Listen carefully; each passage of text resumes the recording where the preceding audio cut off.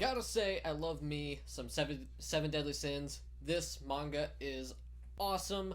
Always does something to make me just wonder, and I like that. I really like it when a manga just makes you wonder. And as long as they explore and describe that later on, I am even more okay with it.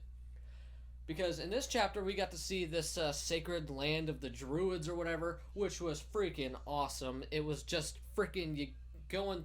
It's like they're walking through Stonehenge, and then all of a sudden they walk through a gateway, which leads to the actual where the Druids are, and it is awesome. Pretty much, you can only get there if you have the permission of the one who pretty much cast the spell, the gateway spell or whatever. And I really want to know more about this place. When they walk through the gateway and you get to see it, it just looks awesome. I want to know more about the Druids. I want to learn more about them. I want to know exactly what they're about. But the place just looked really just awesome, and I hope that after we're getting through pretty much to the end when Meliodas gets his strength back, I really hope they explore and tell more about what the Druids are and how their world works and all that. Like that place was just awesome. But then we get to see pretty much the rulers of this Druid world, which turns out to be two pretty small girls, and then a big ass dude who's pretty much like their protector, their defender, or I think he said he was a priest or something like that. And the dude was only 15, and he was like 6 feet tall, freaking jacked. I wish I had that body type. Holy crap. Except I'm some fucking just skinny ass dude, and I'm like 5'6". I got screwed. But it was awesome, and it's nice to see that they knew Meliodas. The Seven Deadly Sins had been there before in the past, about 10 years ago.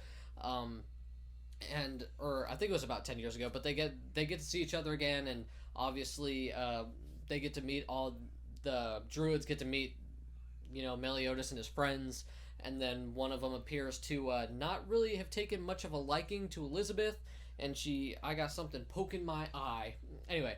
And what she doesn't seem to, the darker haired one doesn't really seem to like Elizabeth very much, which I'm pretty curious if there's an actual reason for that.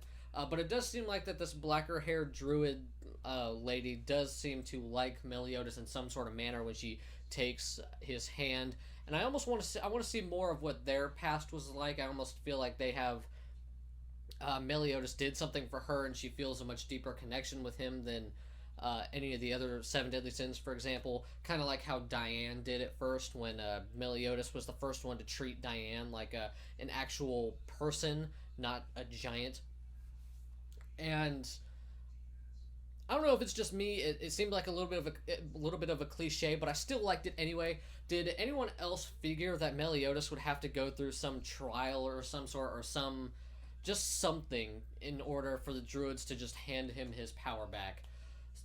I kind of saw that coming, to be honest with you. I'm like, something's going to be happening. Meliodas is going to have to do something, whether it's go do something for them, do them a favor, or go through a trial. And it turns out Meliodas did have to go through a trial, which was pretty cool. In most circumstances, I say this wouldn't have been a great idea, would have been more of a cliche. While at the end of the day, it is still a cliche. I still like it because we get to see Meliodas go all the way back in time to Danafor, I think, whatever. One of those, terrible with names, I'm sorry. But we get to see him go back to Danafor, and I've wanted to see more of this part of the story before it just freaking up and got destroyed. But, of course, that's not going to be the real trial. The real trial, I guess, is coming to terms or something along those lines with what happened to Meliodas and his presumably first love, Liz. And that was awesome. That's pretty much where the chapter ends. I want to see more. I want to know who more of Liz was. We've gotten a pretty good, at this point, we've gotten a pretty good idea about the type of person she was. But I definitely wanted to see more of her. Again, she's not by any means have they been they've given her a decent amount of character development in the past in certain scenarios, but there was still always room to learn more about her, and I'm really glad for that. I really want to know more about her. I really want to know more about Danafor and all that, and all the other stuff when Meliodas, before pretty much Meliodas destroyed this kingdom. I want to know more about that. I'm excited for this. I'd give this chapter about an 8 out of 10. Really good lead up chapter into the next one, seeing exactly what Meliodas is going to have to go through in order to get his powers back. And I really do hope they take the time to explore more on who Liz was as a person, how truly close Meliodas and Liz were in the past.